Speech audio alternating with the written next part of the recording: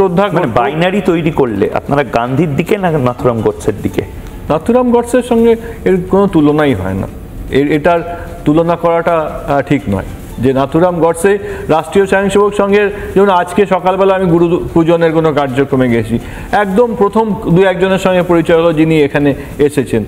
তার আসার পরে মনে হয়েছে যে, সেটা অনেকেই বলতেন যে এভাবে হবে না।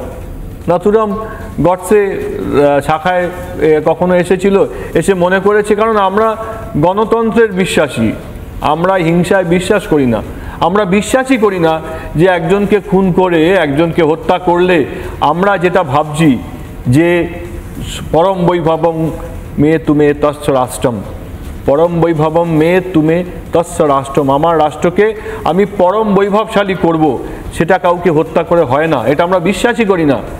তার জন্য নাথুরাম গডসে আমাদের শাখায় এসেছিলেন, তারপরে বীতশ্রদ্ধ হয়ে চলে গেছেন, খুব সামান্য সময়ের জন্য কখনো ছিলেন। তার সঙ্গে ওই একাধিক কমিশনের কথা আমি ডিটেলস বললাম, যে কোনো সময়ই রাষ্ট্রীয় স্বয়ংসেবক সংঘে গান্ধীজির কোনো সম্পর্ক নেই।